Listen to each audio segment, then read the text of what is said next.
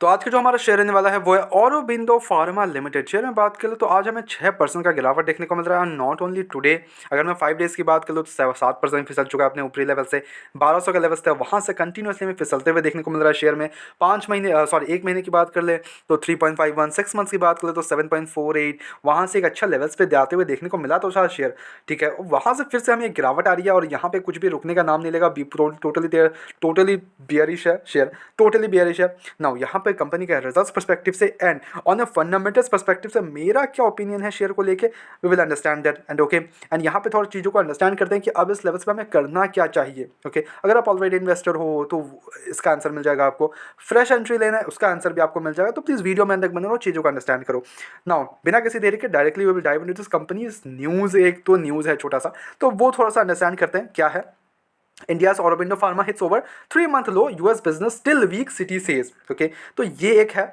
अब यहाँ पे हम आते हैं, यस, मैं आपको बस नोटिस करवाना चाहता हूँ कुछ चीज़ें, because as an information giver I should have like, मेरे को देना चाहिए आपको जितना न्यूज़ मेरे को मिल सकता है। तो ये छोटा सा मेरे को न्यूज़ मिला था जब मैं रिसर्च कर रहा था, तो प्लीज़ गो थ्रू इट। तो यहाँ पे Citi Richard says Q3 beat was largely driven by the favourable currency, continued strength in Europe. Okay, and as core flagship US generics business remain subdued. US में इनके जो generic business है वो अभी भी उतना बड़ा खास कुछ हमें देखने को नहीं मिल रहा है। अदरवाइज की बात कर ले तो यहाँ पे यूरोप में स्ट्रेंथ बढ़ा है इनका, वो एक अच्छी बात है। बट यूएस में जो को फ्लैगशिप्स है उस पर उतना कुछ खास हमें मिल नहीं रहा है। तो ये एक न्यूज़ है ओके, जिसके कारण थोड़ा सा हमें प्रेशर देखने को मिल रहा है। ओके, अब यहाँ पे अगर थोड़ा फंडामेंटल्स पे भी आ जाओ, पहले तो हम रिजल्ट चेकआउट कर लेते हैं इस बार के दिसंबर क्वार्टर के रिजल्ट कैसे रहे कंपनी के। तो यहाँ पे देखो, सेल्स जो कंपनी का वो 7,979 करोड़ से 8,646 करोड़ का हमें सेल्स देखने को मिल रहा है इस बार on an year to year perspective से। On a quarter to quarter perspective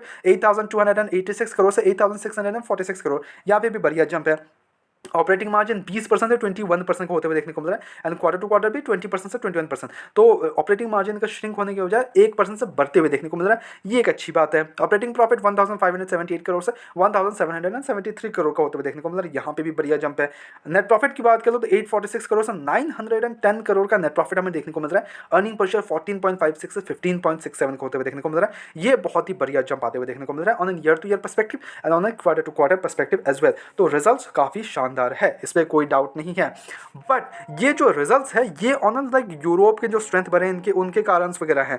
but यहाँ पे यूएस में जो इनके जेनरिक मेडिसिन है उसका इम्पैक्ट नहीं देखने को मिल रहा है, उतना वो स्ट्रांग नहीं देखने को मिल रहा है, ये सिटी ने कहा है।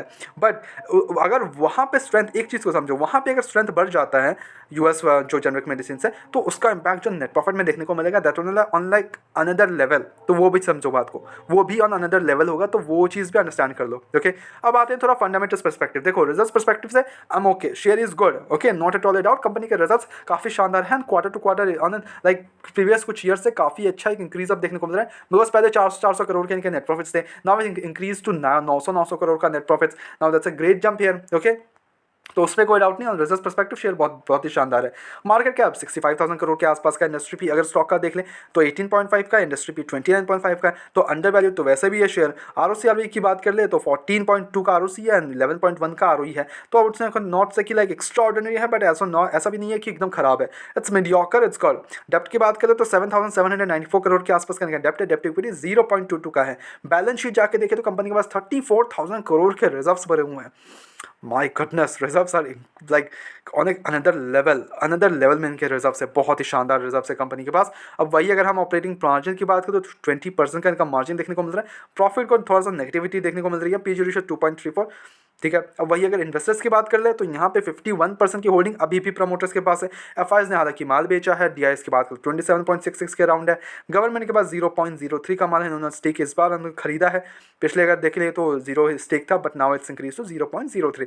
पब्लिक के पास 6% का स्टेक है। तो जो एक्सपोजर है बिटवीन द प्रमोटर्स, एफआईएस और DIIs and government and public, वो मेरे को अच्छा लगता है। ठीक है, वाई एम सिंह अच्छा लगता है बिकॉज डीआईएस के पास यहाँ अच्छा स्टेक है, प्रमोटर्स के पास बहुत शानदार स्टेक है एंड एफआईएस के पास गुड स्टेक है, पब्लिक के पास एक कम स्टेक है, विच शेयर्स की लाइक ओके उतना बड़ा गिरावट तो इन फ्यूचर नहीं होने वाला शेयर में। फोमो बाइंग फोमो सेलिंग ज़्यादा होता है, पब्लिक के स्टेक से ज़्यादा होता है। ठीक है, अगर पब्लिक का स्टेक बहुत ज़्यादा है किसी कंपनी में तो वहाँ पे FOMO buying and FOMO selling काफ़ी ज़्यादा होने लगता है, तो वहाँ पे थोड़ा सा कॉशियस रहने का मांगता है। ठीक है, अब आते हैं थोड़ा सा इसके क्या करना चाहिए इस लेवल पे, because on the fundamentals perspective share is strong, इस पर कोई डाउट नहीं, बिकॉज अगर आप इसके 5 ईयर्स के भी चार्ट भी देखो तो उतना बड़ा रिटर्न बना के नहीं दिया है, ठीक है। ऐसा भी नहीं है कि शेयर ने बहुत कुछ एक्स्ट्रा ऑर्डिनरी रिटर्न दिया है। यहाँ से अगर देखें 5 साल में, यहाँ पे 2021 के आसपास का बात करें तो 980 रुपये के था, वहाँ से गिरावट आई शेयर में 400 पे पहुँच गया, वहाँ से भी एक बढ़िया रैली देखने को मिली। अब देखो किसी ने अगर इस लेवल्स पे खरीद के इस लेवल्स पे बेचा तो great, not at all at all, बहुत ही शानदार। बट किसी ने अगर 900 के लेवल्स पे यहाँ पे खरीदा है एंड बैठे हुए हैं कि चलो ठीक है यहाँ पे हमें 1500 2000 के लेवल्स देखने को मिलेंगे, लाइक अलग ही लेवल पे बैठे हो, तो यहाँ पे तो कुछ बने भी नहीं होंगे आपको 5 साल से, ठीक है। यहाँ पे अगर 900 के लेवल से फिर से 900 आने में